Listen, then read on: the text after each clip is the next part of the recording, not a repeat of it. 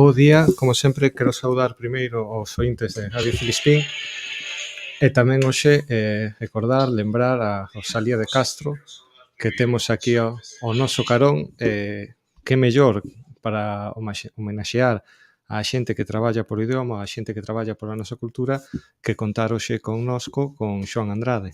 Gracias. Voute poñer nun primeiro brete. Ti que estás acostumado a transmitir a xente, a comunicarte a través da ilustración, vouche facer comunicarte coa palabra para dicirlle aos ointes quen é Xoán Andrade, especialmente como comeza a inmiscuirse neste mundo da ilustración, neste mundo do dibuixo, co que tantas boas novas nos deu a todos nós. Ben, en principio, eu diría que a afición ao dibuixo xa me ven de pequeno.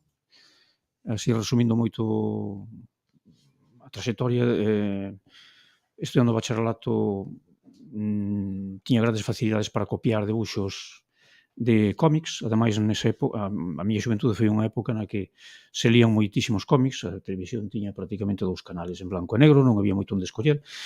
E os rapaces, pois, andábamos por Betanzos adiante sin máis cortapisa que é onde nos apetecía ir, non? Non quere dicir que nos éramos controlados polos adultos, porque cámaras de vigilancia habías en todos os lados, pero non era o tipo de control que se exerce sobre os rapaces hoxe en día. Era unha vida, penso que máis libre. Como lía moitos cómics e eu se me daba ben o dibuixo, pois, en principio, houve unha época en que a miña pretensión era facerme dibuixante de cómics no futuro, non? De feito, fixe un cursiño por correspondencia que non cheguei a acabar e iso deu-me pé a seguir practicando o dibuixo. Tiven tamén a gran sorte, porque penso que foi, que apareceu en Betanzos un grupo de xente cando eu acabei bacharelato e estaba facendo a carreira, que estaba moi interesada en darlle un pulo a Betanzos a nivel cultural, un pulo que non tiña ou que tiña perdido desde as Irmandades da Fala prácticamente. Este grupo era un grupo de xente que non chegou, digamos, a reunirse en canto tal grupo, pero había xente que lía documentos medievais ou que facía estudios históricos, algún estudio etnográfico, xente que medía castros, etc. E esta xente, pois, decidiu tratar de crear unha infraestructura ou empezar a crear unha infraestructura cultural potente. De feito, pois, desas iniciativas naceu posteriormente o Museo das Mariñas, naceu o Arquivo Municipal, naceu a figura do bibliotecario e resucitouse o Anuario Brigantino.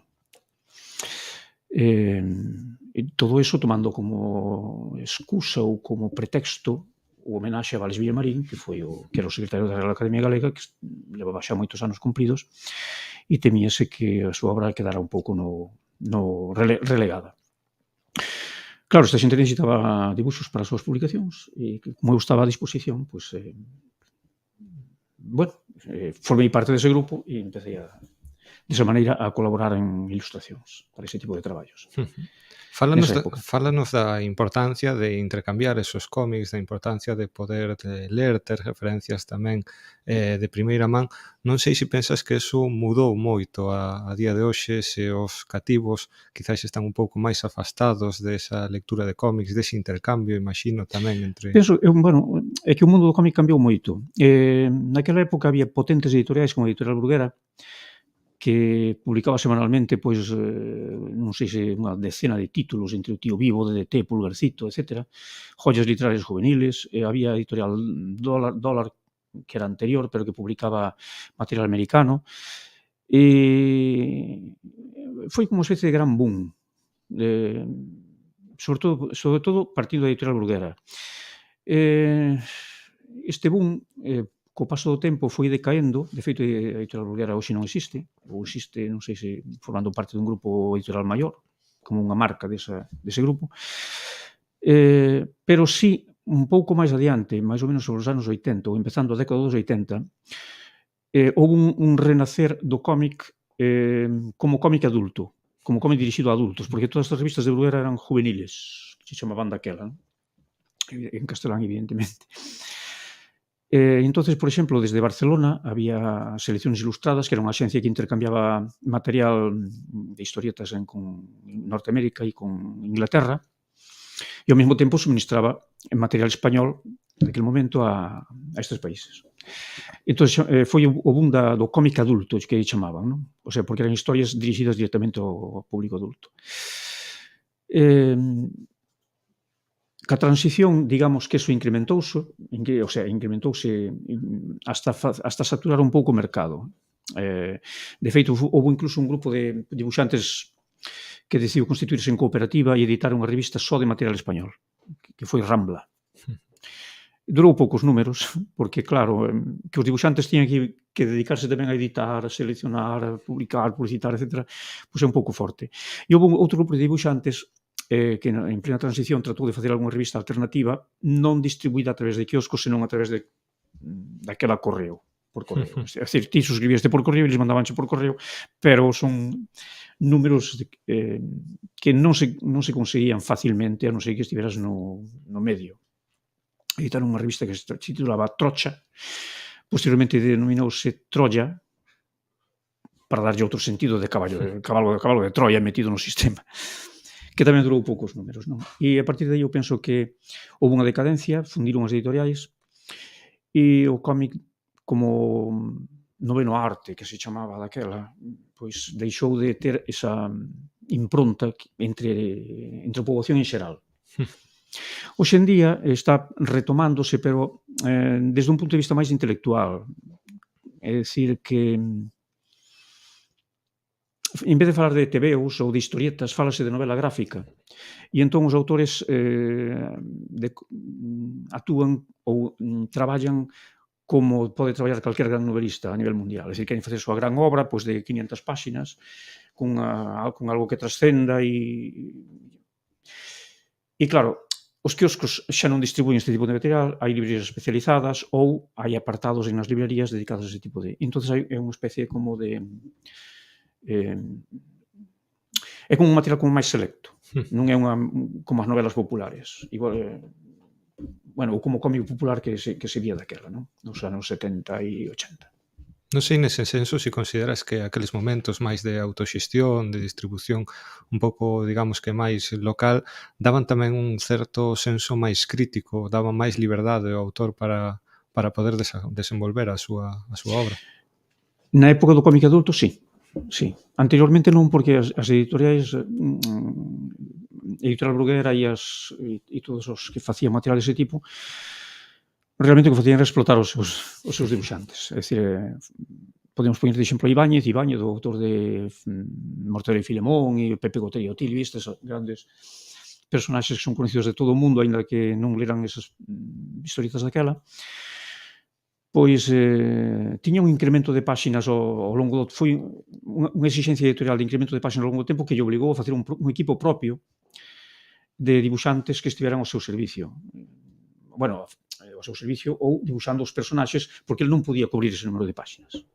Pero, superada esa etapa, na época, na transición neste cómic que digo que se titulaba como adulto, si se deu moitas tiveron moitas oportunidades os dibuixantes de elaborar os seus propios guións ou traballar con guionistas propios e ter partir dunha creatividade propia que antes non existía, non? É dicir, cando facían guións dedicados ao gran público,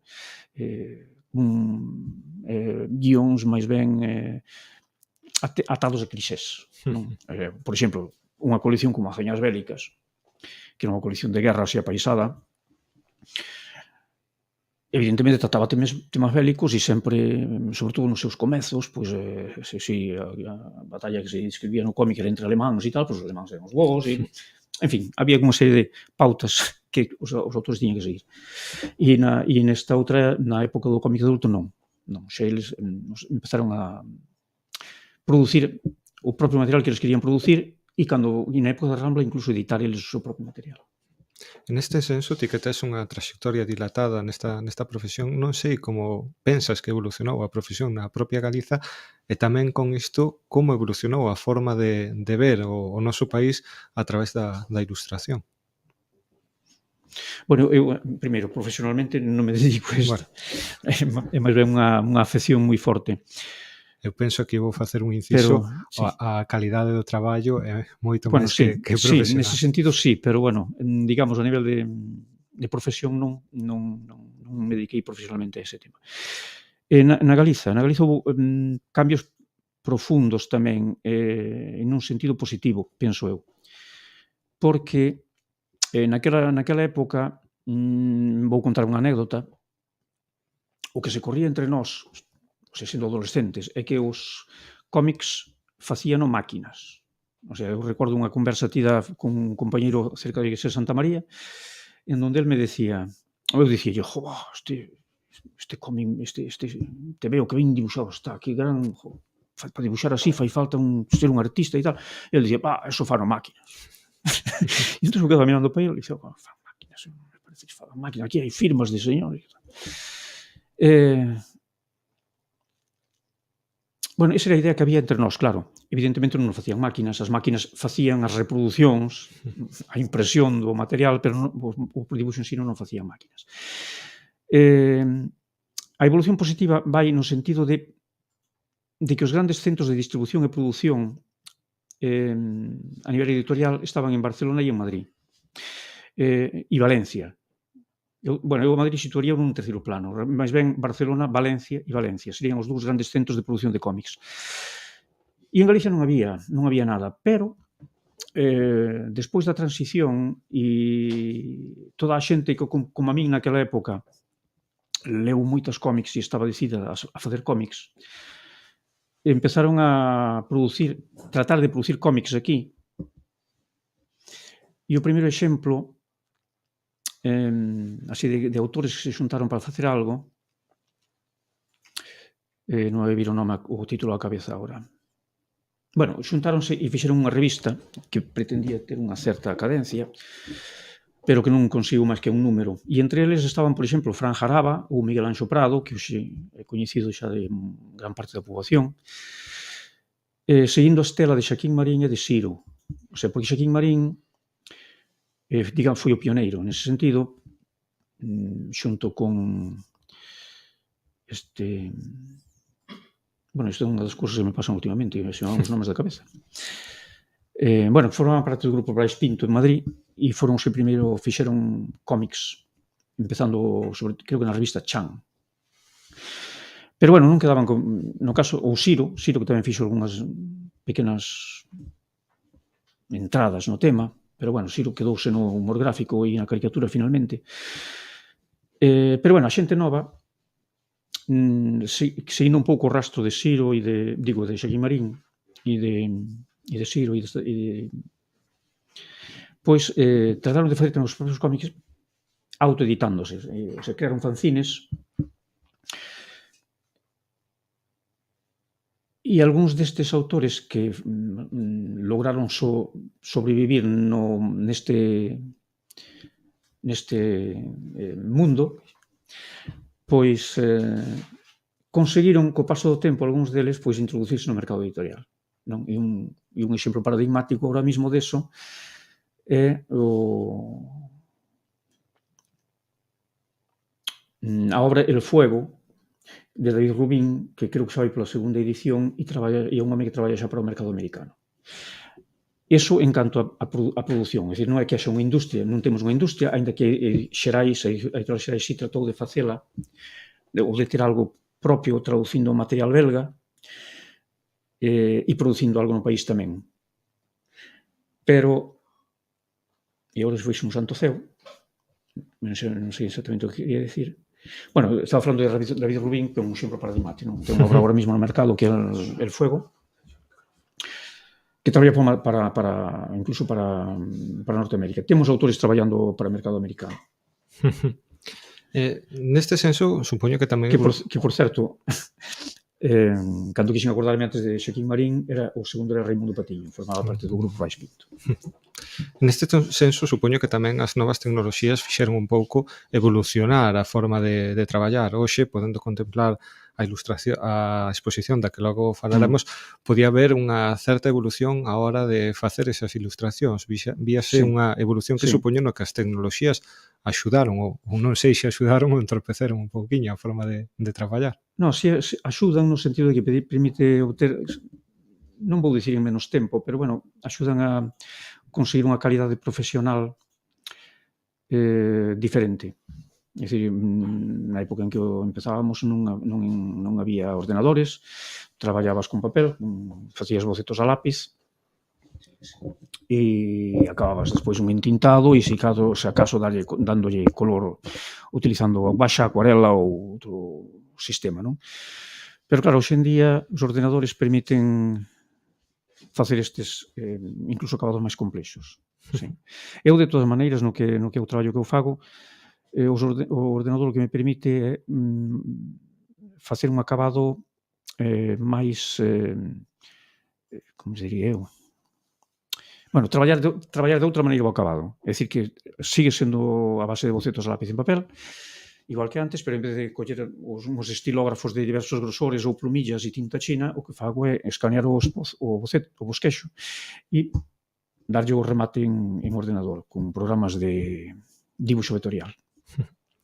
Neste senso, unha curiosidade que sempre tiven a sorte de traballar con moita xente que se dedicou a ilustrar a actualidade para medios de comunicación e sempre tiven a curiosidade como surxe esa idea e como acaba plasmada no papel. Pareceme algo moi complicado, porque moitas veces nós, cando temos que facer un artigo xornalístico, cando nos din teste que adaptar a 700 palabras, parece que se nos ven un mundo arriba para poder facelo, e, sin embargo, vos, nun pequeno recadro, facédelo 1000 veces mellor que nós, sintetizades absolutamente todas as ideas. Non sei. Sí. Bueno, eu aí non sei se podo dar unha resposta, porque as musas xa os gregos lle daban volta ás musas para saber como actuaban no caso do teatro. E, bueno, a min concretamente prodúcenseme unha especie de asociación de ideas cando en momentos mesmo inesperados. É dicir, hai quen pensa que un se pon aquí na mesa sentado diante da folla en branco e hai quen sinta a anguria da folla en branco e hasta que empeza a escribir e entón básase a anguria e lánzase a crear. A min iso non me ocurre, eu se me poño así podo facer unha caricatura ou intentar facer unha caricatura porque é un proceso máis mecánico, porque tes uns rasgos diante que tens que reflectir. Pero na idea da viñeta ou do cuadriño non. Un dos momentos que me soio pasar é precisamente lendo os xornais. Estás lendo un xornal, empezas a ler un artigo de opinión, empezas a ver as ideas e a cabeza automáticamente enlaza con outras e trac, aparece aí a idea. E, ostras, pois isto pode dar lugar a unha viñeta.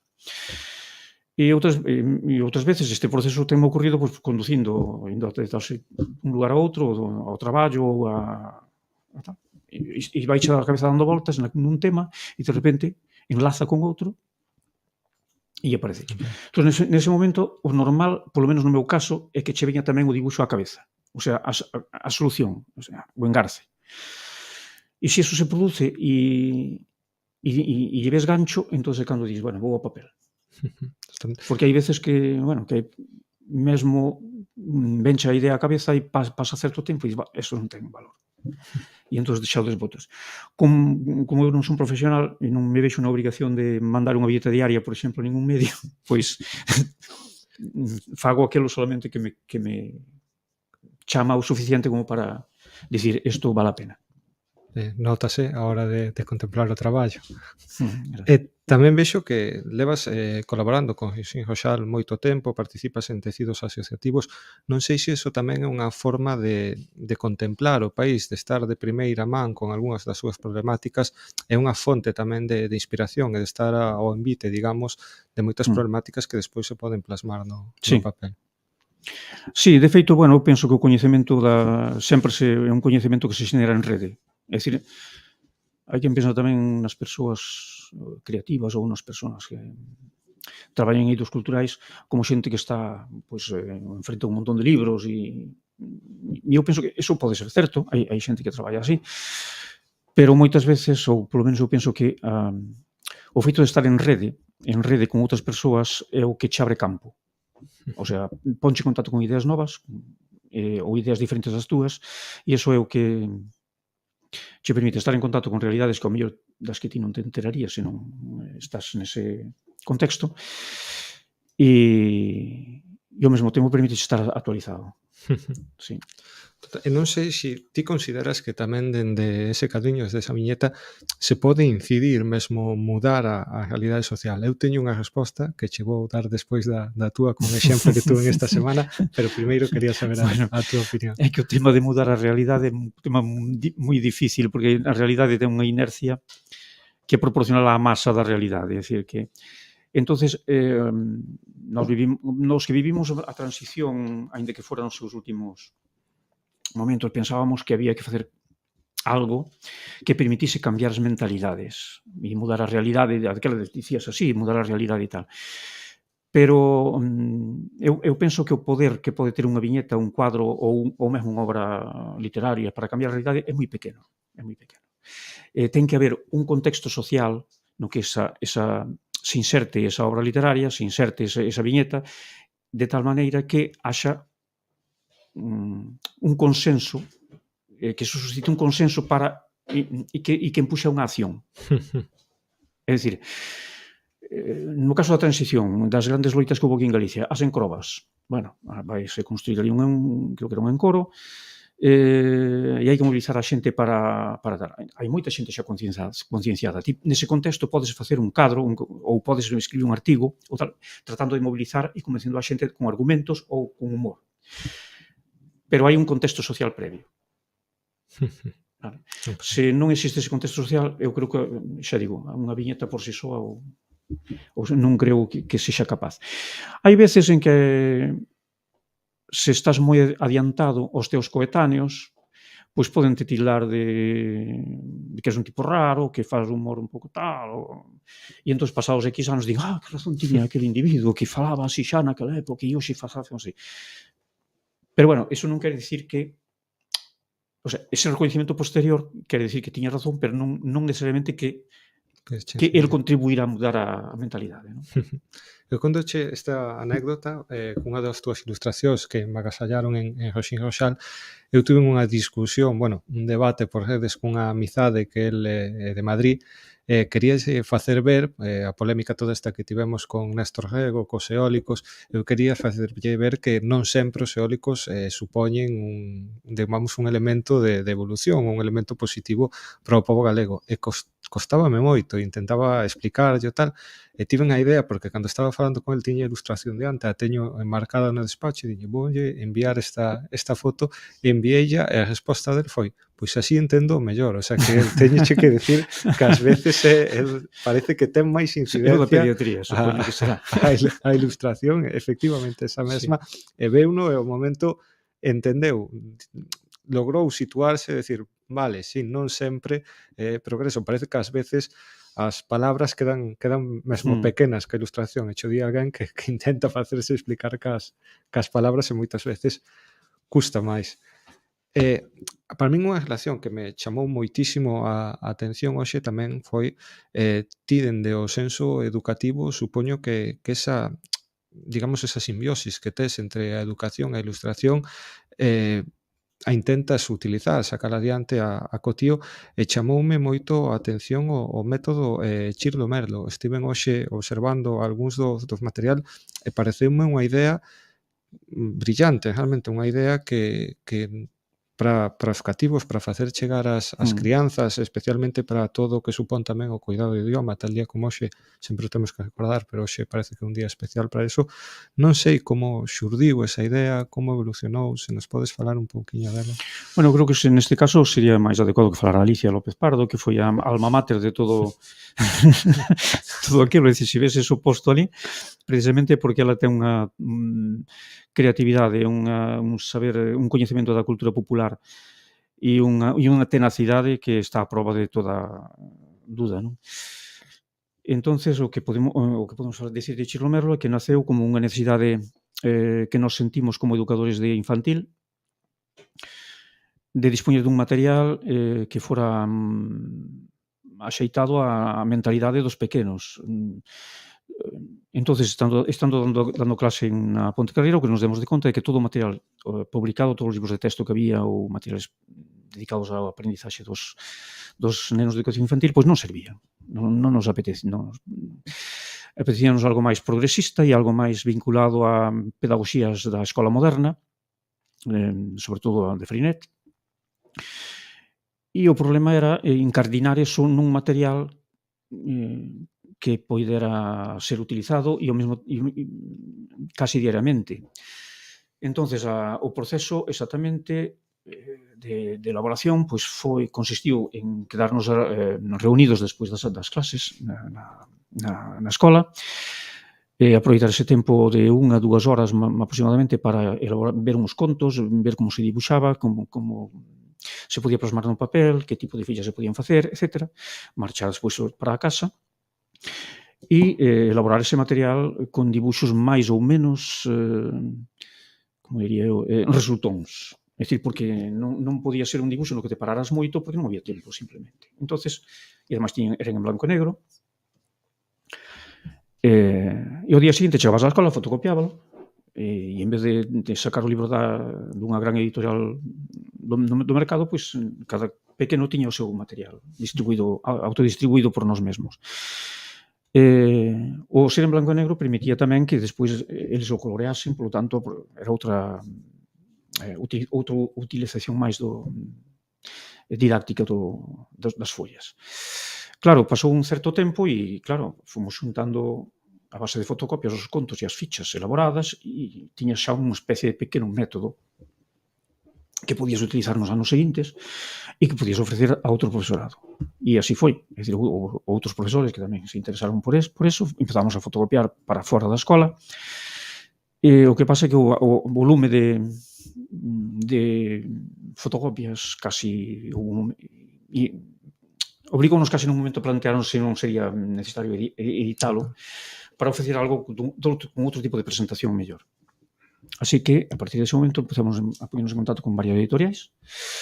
Algúnas mesmo publicarían, como Anaya, pero as editoriais que están moi asentadas tratan de impoñer a súa liña editorial no material e nós a iso non estábamos dispostos baixo ningún concepto. E, finalmente, tamén atopamos unha axuda nun momento dado da Xunta de Galicia, a través do Servicio de Normalización Lingüística, pero finalmente quen se fixo cargo da edición foi a Edicións Irindo. O sea que era unha editorial pequena, pero que estaba disposta a xogar o tipo en unha edición de materiais novidosos, ou que tiñan certa tese innovadora. Irindo cumpliu con todos os requisitos que nos pedíamos realmente. Mirando así cara atrás, foi unha heroicidade pola súa parte. É dicir, porque nós, entre os criterios que tiñamos, é que non podíamos abarrotar unha ficha con un montón de actividades. O sea, se querías asegurar a eficacia do método, tiñas que meter en cada ficha un determinado traballo, de tal maneira que a mente do pequeno non se dispersara, que fixera iso e cando iso estuvera ben, pois xa se faría outra cousa.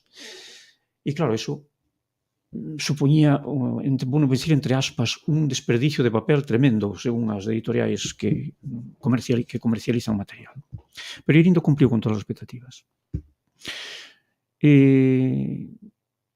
Entón, dese material eu destacaría dous aspectos. Primeiro, é un material experimentado, é dicir, que non foi un material onde tres nos xuntamos ali nun despacho a dicir vamos a fazer un material e vamos a quedar aquí moi ben e logo as editoriais xa se encargaron. Non. O sea, foi feito na realidade escolar, partindo da realidade escolar. Foron introducidos os cambios que nos víamos que había que introducir para que foran máis eficaces. Os profesores que o utilizaron tamén o fixeron e entón o que saliu ao final foi un material contrastado. Eu creo que non poden dicir outros materiais que hai por aí. Esa sería a primeira característica. E a segunda característica é que introduciu o cómic como elemento base para aprender a ler e a escribir, que eu creo que ningunha outra editorial volveu a fazer tal cousa. E, sin embargo... É dicir, quero dicir que nos libros de texto pódense topar elementos do cómic. O sea, podes ver un exercicio e aquí algo que se parece a unha viñeta porque ten un dibuixo e un bocadillo. Pero non unha historia contada en cómic onde os rapaces van a entender desde o principio o significado do conto e asociar ese significado á letra e porque a letra realmente é unha palabra completa con significado. Eso é o que nos pretendíamos tamén, non? Sin embargo, neste senso, cando un se acerca a este método, cando te achegas por primeira vez e o ves, parece realmente atractivo. Eu, o primeiro que pensaba hoxe é o gallar no meu momento este método se utilizara para aproximarnos á lectura e tamén especialmente cando escoito como falas deste método vexo que é algo traballado con mimo, pensando nas crianzas.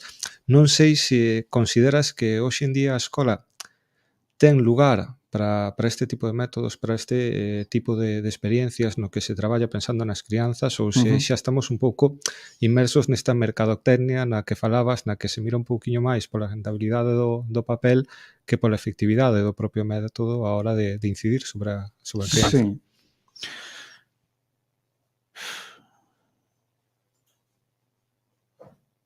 Non sei que che dicir porque, bueno, en principio, mirando o contexto, non solamente o material, senón o contexto, nos traballamos nunha época, a nivel educativo, nas escolas, en donde deixábamos atrás unha educación franquista,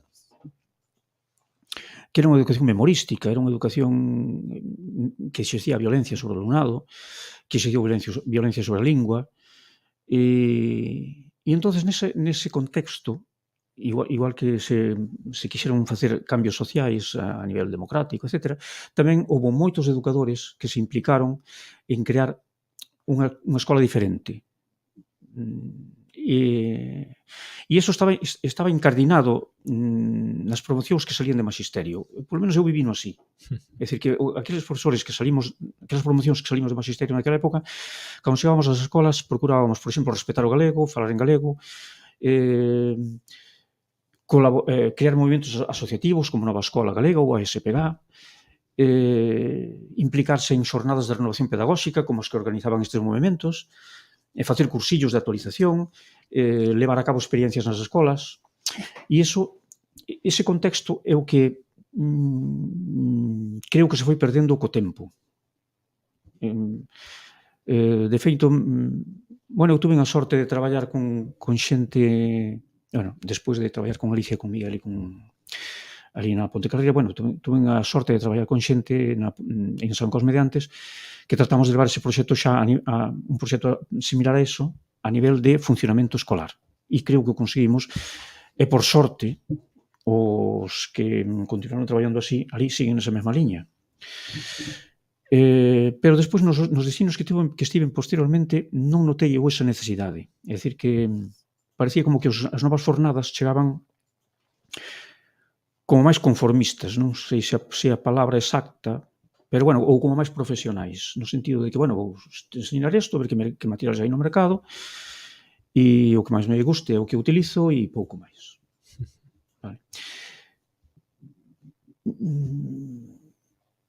Non sei se esta observación se pode generalizar, pero, é a observación que eu levei feito neses destinos polos que pasei. Entón, materiais como Chirlo Merlo,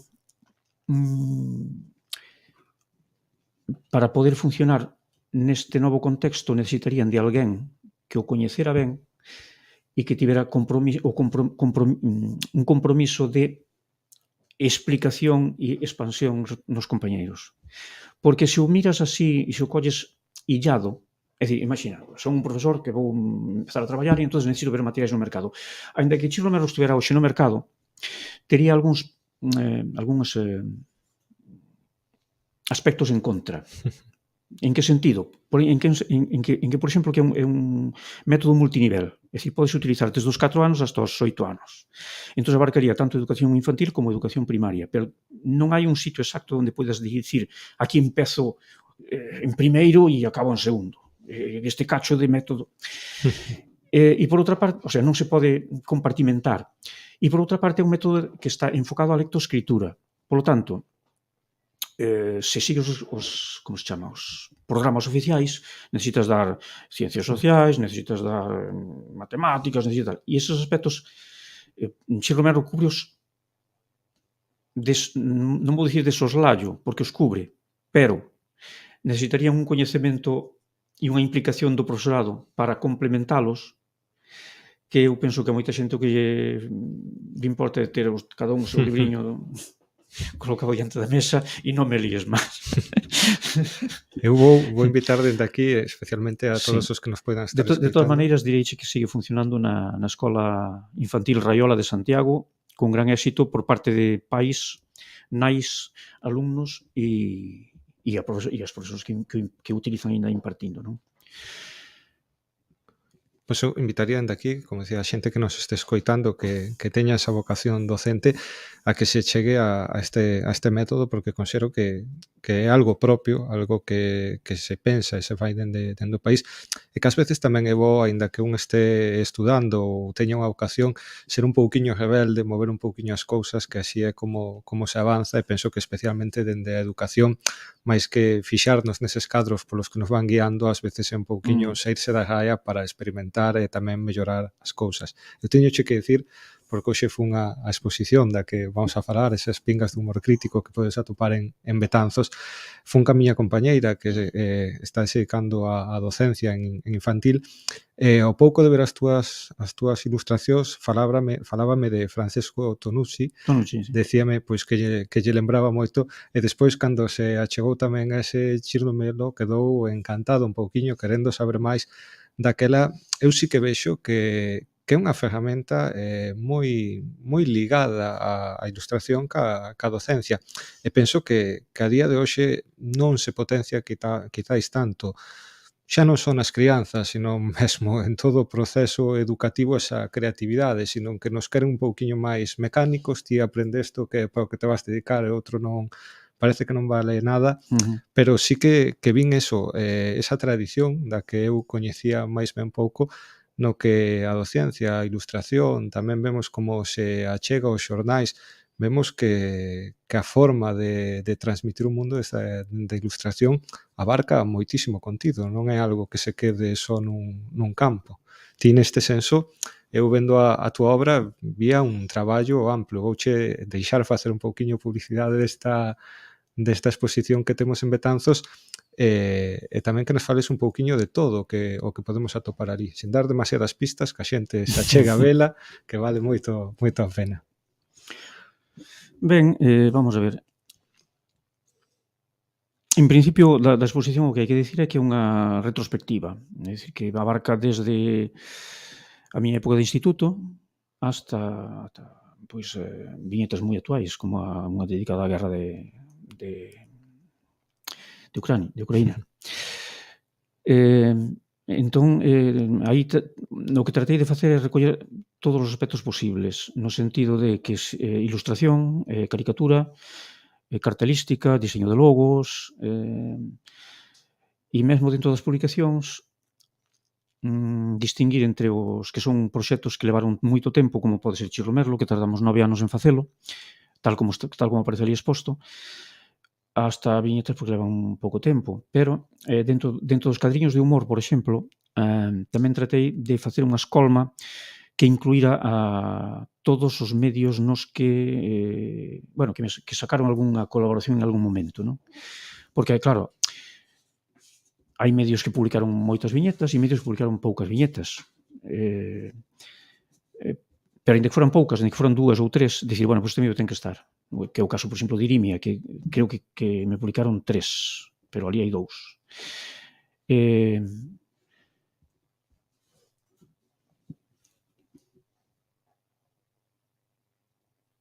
E iso iría complementado con un terceiro, o sea, digamos, había material educativo, había os cadriños e caricaturas, e logo hai un terceiro aspecto que é proporcionarlle a quen visita a exposición exemplares orixinais de publicacións onde apareceron, non?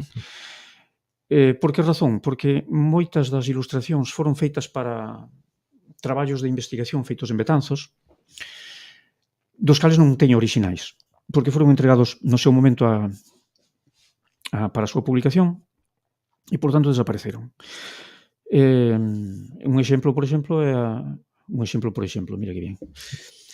Un exemplo é o libro do cronista oficial de Betanzos, a historia documentada de Betanzos, que son un par de tochos tremendos, pero que ten un estudio da xenealoxía e dos escudos que hai nas iglesias de Betanzos impresionante, feito por Enrique Rivadulla Porta. e iso acompañado dos traballos de José Raimundo Núñez, que foi o que fixo outra parte. Ben, toda a parte heráldica, toda de ilustración, fixen eu, pero non conservo originais. E son bastantes, é un traballo bastante forte.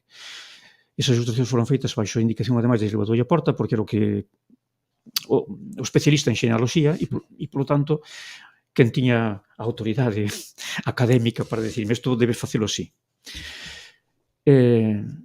Bueno, pois ese tipo de publicacións dos que non había originais, nin siquiera escanealos era posible, pois o que fixemos foi poñer ali as publicacións dentro da recolleita que logramos facer neste momento, non? Eu creo que, aínda que falle algunha, nun 99% están. Unha recopilación ampla na que, tal e como dis, podemos ver unha recopilación non só de traballos actuais, sino de algúns que, se ben pasou o tempo por eles, porque pasaron os anos, cando un se achega hoxe a volver a velas, seguen sendo moi de actualidade. Eu, lembrando así, agora por riba a visita, atopaba temas como do feminismo, atopaba esa loita de clases da que tampouco se fala, especialmente atopaba dous que se repiten de forma constante e que para min están recollidos dunha forma especialmente brillante, que é o do amor á lingua e tamén o do amor ao rural. Lembro especialmente unha miñeta na que dúas linguas falan entre elas e lle di quizás xe que me ves así porque me asocias co rural. Gustoume moito, pareceume moi potente esa vinculación, esa viñeta. Nótase ese amor pola lingua, pero tamén un pouco de amor por quen a coida, por a nosa tradición, ese presumir un pouquiño tamén dunha Galiza rural que ten moito que dicir e que moitas veces tamén o ten que dicir en galego. Sí. Bueno, eu non sei, no sentido de que entendo que planteas a pregunta, creo que non hai máis camiño que ese. É dicir, se ti queres facer un encadriño de tipo crítico, necesariamente ten que ser progresista e ten que defender máis ou menos a parte débil da sociedade. De todas maneiras,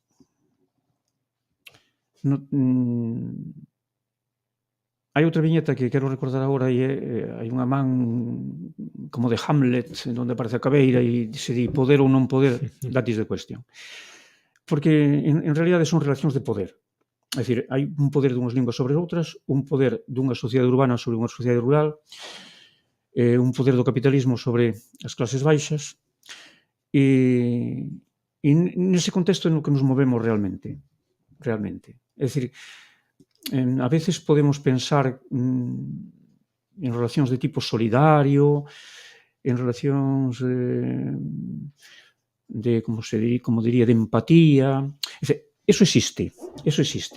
Pero chegado o momento dunha crise, o que priva é o poder. E entonces desaparece a solidaridade, desaparece a empatía e desaparece o que faga falta con tal de sobrevivir. E, bueno, esperemos que a sociedade non evolucione cara a momentos peores, porque entonces eso veríamolo, igual que vimos outros momentos históricos en Europa, bueno, non gratos de recordar.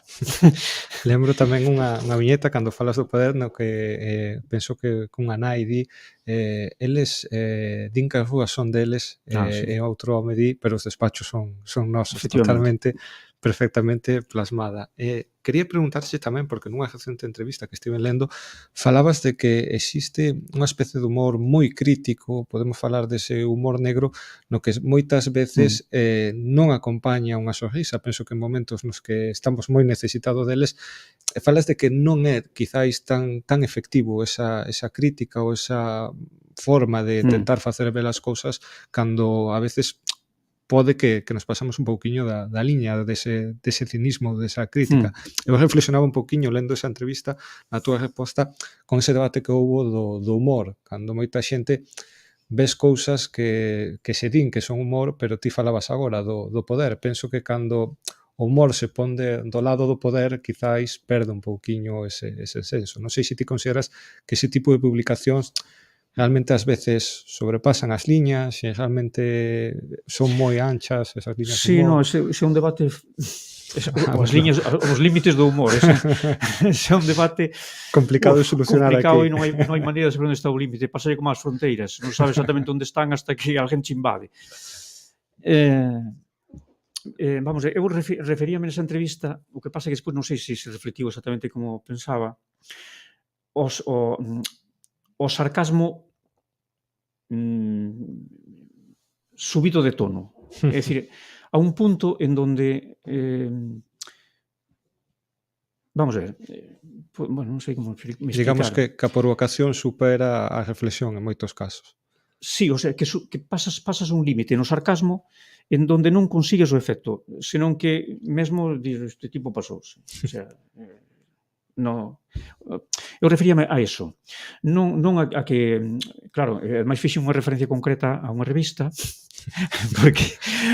porque era unha revista que seguía a liña do como se chamaban este francés? Charlie Hebdo. Charlie Hebdo, sí, efectivamente. Claro, eu mesmo reflexionando despois sobre eso que comentas, pensei, claro, é que depende da persoa que o lea, porque o límite está na mente da persoa que o lee. O que a ti che parece que non é tan que é inofensivo, o mellor outra persona ofende nas súas creencias máis profundas. Entonces, se cadra aí había que facer unha matización no sentido de que sí se debe facer humor sarcástico e crítico, pero eu realmente non sabría onde está ese... É dicir, porque hai unha forma de autocensura que consiste en dicir, bueno, se digo isto, a fulano pode parecerlle mal. Se digo isto outro, a mengana parecelle mal. E entonces chega un momento en que non... O sea, se te empezas a pensar todo eso, acabas non dicindo nada. Eu non facendo nada. Así que, en principio, é mellor deixarse levar pola intuición de un e dicir, bueno, eu quero facer isto e fago. E non sei, igual hai que verse nos tribunais despois. Especialmente en tempos de... Pero bueno... Especialmente en tempos de redes sociais no que parece que todos queremos decir cousas sen molestar demasiado, non vai ser que nos caia a do pulpo. De todas maneiras, a mí un humor sarcástico no sentido ese non me sai. Eso tengo que confesar que non me sai. Eu, xa que me dices isto, eu reflexionaba tamén vendo o teu traballo, non sei, os galegos sempre nos din que temos moita retranca, pero eu preguntaríache, máis aló do idioma utilizado, digamos, das letras utilizadas, non sei se o galego, os galegos, cando debuxades, tamén temos un idioma particular, unha forma especial de transmitir as cousas. Eu, este é un piropo grande, pero lembrábame moito a forma de engarzar as ideas co debuxo, tamén o que facía Castelao, unha forma moi propia de ver a Terra. Non sei se consideras neste senso que tamén nos diferenzamos un pouquinho. Eu creo que sí, que hai unha pequena... Sí, eu penso que sí. Vamos, é que aparte de Castelao hai outros autores como Colmeiro, por exemplo, ou como podemos falar de Xaquín Marín, podemos falar de Siro, Chichi Campos, que era moi bo, Chichi Campos, morreu moi novo, ademais. Eu creo que a diferencia que nos pode... A parte da retranca, porque a retranca temos moita. Podo contar unha anécdota que me pasou o sea, esa maneira de dicir as cousas sin querer dicilas, pero que se entende o que se queren dicir. Na caixa de aforros da Picota, isto hai moitos anos xa, debeu ser no ano 83, estaba eu facendo cola ali para facer unha xestión e pasou o director por outro lado do mostrador e un vello acércase e di, oes, eu quería che contar un conto. Ollo, que iso é moi fino, de Dios. Porque todos quedamos entendendo que quería contarlle algo, que non lle quería decir o que, pero que solicitaba unha entrevista e o que quería contar era personal entre os dous, non? Que eu creo que é un tipo de maneira de ser rural e que se perde, o que hoxe non se dá. Non se dá, eu creo que xa desde hai varias xeracións. Decir as cousas desta maneira, non? Falar así. Pero o que quería dicir era que no caso do humor utilizas a retranca, pero aparte deso, unha maneira particular de ver a realidade tal como é, e enfrentala ao debe ser. E entón, dese contraste nace a viñeta. O sea, que hai que...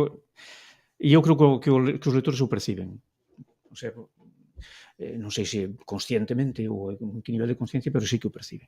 Eu, dende logo, sempre que me enfronto a autores galegos cando fan ilustracións, notas esa forma de vernos, de tamén de mostrarnos ao mundo que moitas veces eu penso que non se pode dar dende fora. Eu, especialmente, como neno do rural, vou tirar especialmente nese senso por este campo, no que moitas veces parece que perdemos tradicións, perdemos maneiras de vernos, de contar o mundo, de ver o noso contorna, e moitas veces parece como que non pasa nada, como que se perden, bueno, tampouco había tanta cultura ou tanto que aprender desto. Sin embargo, eu, cando hoxe vía o teu traballo e cando tivemos aquí a persoas que fan libros, que narran as súas propias vivenzas ou que narran oficios ou que narran tal, penso que é importante que tamén a nosa cultura quite un pouco ese complexo de que moitas veces nos teñen que vir dende fora a dicir como somos ou que parece que sempre que fan un estudo sobre nós acertan máis, e tamén empezar a creer un pouco en que nós non somos quen de contar, de narrar a nosa forma de ser, a nosa forma de estar. Vou dicir, ti dixe aquí, non és profesional, non te dedicas profesionalmente a elo, o, como che digo, a calidade é máis que profesional, pero ti mesmo, neste senso, daquela mostras que cando a xente ten algo que contar, cando algo se está a perder e a xente ten ese ímpetu interior de contar as cousas e quen de facelo. Non sei, neste senso, ti que te adicas tamén á docencia, que lle dirías a eses cativos que hoxe queren aprender un pouquiño máis sobre estas cousas, eses cativos que tamén son do rural e que moitas veces parece que presionamos moito para que a sociedade, para que se estandaricen a xente das cidades. Non sei se lles dirías que esta forma de debuxar, de acercarse a estas cousas, tamén é un modo de contar e de narrar o que ven. Non só TikTok, tamén existe estas outras cousas que aínda sobreviven. Sí, bueno, quedo un pouco en blanco porque non sei exactamente que dicir, pero bueno, as novas...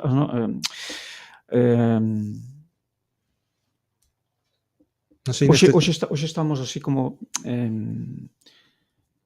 levados pola inmediatez, polos selfies, e por facer vídeos, porque realmente é unha forma cómoda. Cómoda no sentido de que tes no móvil os aparellos. Eu recordo que cando era adolescente, comprar unha cámara de fotos mala significaba ao mellor o salario dun pai. É dicir, que se querías ter unha cámara de fotos na casa, ou eras moi poderoso económicamente e permitías o luxo de gastar unha pequena pasta neso, ou senón, pois quedabas sin ela. En cambio, hoxe todo o mundo ten móvil, todo o mundo pode sacar fotos, pode facer vídeos, etc. Pero creo que a utilización que se dá a eses grandes medios que un ten na súa man, pois non se dedican precisamente a crear obras que permitan mellorar a realidade. É dicir, hai unha especie como de autobombo,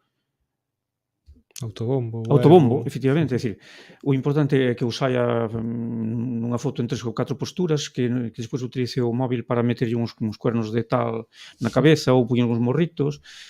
E nese sentido, digamos que o aspecto social pérdese tanto pola comunicación, porque sería impensable na nosa mocedade que estivemos pendentes do móvil estando con outra xente, ou sería impensable que quedaras citado con alguén nun sitio do que ti non sabes moi ben onde queda, pero que estés pendiente do móvil e que teñas o teu compañeiro diante, pero ti estés buscando o sitio no móvil e non ves o compañeiro que tes diante. Estou contando un caso real, que lle pasou ao fillo dun amigo meu, e el quedaba alucinado vendo que tiña a persoa con quen quedara diante das narices, pero el seguía buscando no móvil o sitio exacto onde quedara, non? E cando se fan vídeos, pois son vídeos como de anécdotas. Son cosas anecdóticas. O ideal sería que se pudiera utilizar para crear pequenas, ainda que foran pequenas obras, pero que obrigaran a pensar ou que suministraran outras visións da realidade, non? Pero non sei se ca educación que temos é posible hoxe en día, non sei. Bueno, parece que cada día é un pouquiño máis complicado. Sí, porque de feito, bueno, digamos, as familias están desestruturándose como familias, non?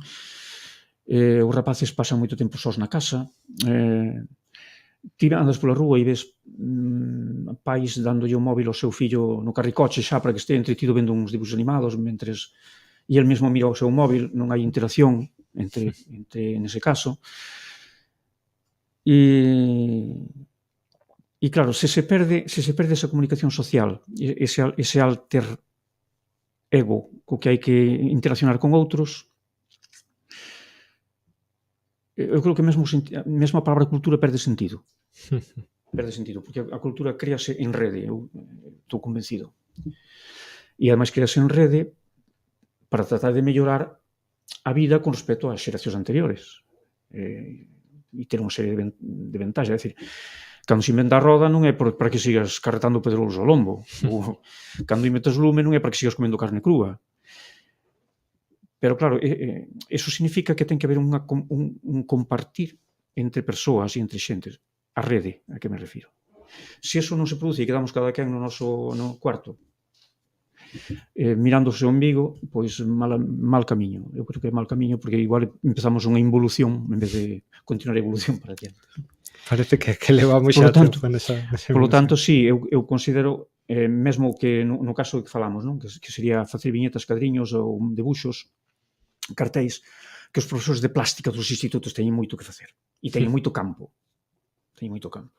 Aquí vou abogar por eso porque tive un deses profesores que todo era o debuxo centrado técnico sen darnos marxe moito a imaginación e coido que é das cousas máis importantes e que máis debemos traballar a día de hoxe, que é a imaginación, a capacidade de pensar nun mundo mellor, a capacidade de ser crítico, tal e como ti este nome, Pingas de Humor Crítico, e penso que eso que estamos a perder moito, estamos cada vez máis acostumados a surfear un pouquiño a realidade sin incidir demasiado nela, é todo o contrario desta tarefa a que te estás a dedicar ti, que é a de reflexionar, a de ter capacidade para ver as cousas que están mal, para incidir nelas mediante humor, unha sonrisa, non ten que ser tampouco sempre eu que falamos moito de política, estas cousas.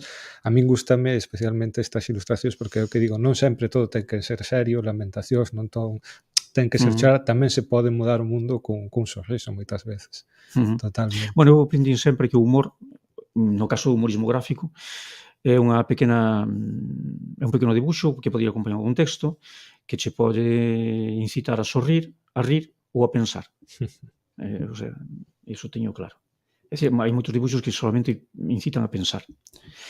E hai algúns que mesmo de humor absurdo que chaman que en algunha época como Steinberg, que facía viñetes de humor absolutamente incomprensibles. É como cando quedes mirando un cuadro de Picasso. Algúns entonces chamaban humor absurdo por chamarlle de alguma maneira, non? No sentido de que queda a cabeza dando voltas, pero non chegas nunca a ningún sitio porque realmente a ilustración non pretendía máis que iso. Totalmente. Pois nada, emplazar tamén a xente que visite esta exposición, penso que lle vai valer moito a pena, que é unha exposición para ver con témporo, para ver o traballo que temos tan próximo a nós, ver que existe unha forma de ver o mundo, de ver a realidade que temos próxima e que se pode contemplar dende o pobo. Eu penso que se algo temos claro ao carón desta entrevista que tanto ti nutres unha forma de ver as cousas como tamén a propia Galiza, a propia comunidade tamén che nutre a ti para ter estas ideas. E tamén lembrar, antes de rematar, vamos facer outro pouquiño de publicidade, que este título coincide cun blog que tes moi interesante no que a xente pode repasar tamén un pouco a túa traxectoria, diversas colaboracións e traballos que aí vas volcando.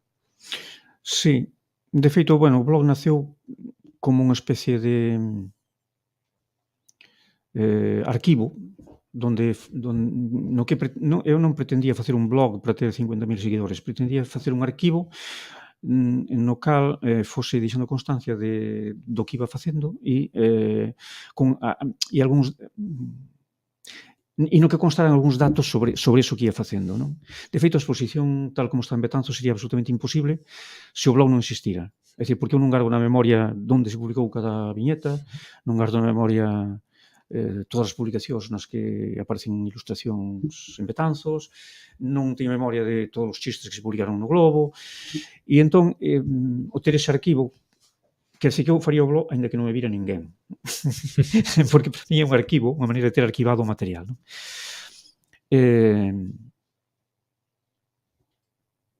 Pero bueno, unha vez cumprida esa función de arquivo, si é verdade que vou colgando cousas conforme as vou atopando, e bueno, se alguén quere ver algo máis do que hai na exposición no blog, pois si pode facelo, porque ali está o 90% do que levo feito en canto a ilustración, dibuixo, etc. O sea, o que está na exposición é unha selección do que hai. Eu recomendaría ver a exposición, despois acudir ao blog e botácheme un cable que senón vanme matar os betanceiros sobre esas ilustracións que aparecen no Globo de Betanzos. Tamén falar un pouquiño, porque é tamén unha forma de sintaxe de toda unha realidade do longo do ano que non sei tampouco se é doado de lograr seleccionar poñer o traballo, plasmalo dese xeito. Bueno, no Globo hai moitos anos que non colaboro. Eu penso que desde o ano 86 que non colaboro no Globo. Pero nos anos anteriores é un traballo que se vai levando, porque non hai, digamos, en principio, ningunha prescripción previa. É dicir, que naquele momento que se falábase cos dibuixantes, naquele momento éramos eu, Palla, un tal Lito e algún espontáneo que ao mellor atrevíase a facer. Entonces, hai 18 cuarteróns, pois repartías os cuarteróns, tantos chistes para ti, tantos para ti, cada un elaboraba o tema na casa e logo, claro, había unha posta en onde a familia Pita e nós, pois, decíamos, bueno, pois, este non? Non era unha cousa complicada, realmente. Existía liberdade para o traballo. Como di Kiko da Silva, que a min publica no Correo Gallego unha viñeta diaria. Estou moi contento no Correo Gallego porque nunca me puxeron cortapisas e todo o que lle mandei publicar. Pois no caso do Globo de Betanzos tamén era así. É unha gran ventaxa a día de hoxe, porque as cousas se atopan así xa con tanta liberdade. Pois nada, non sei se Miguel ten algo que recoller, algo dos ointes.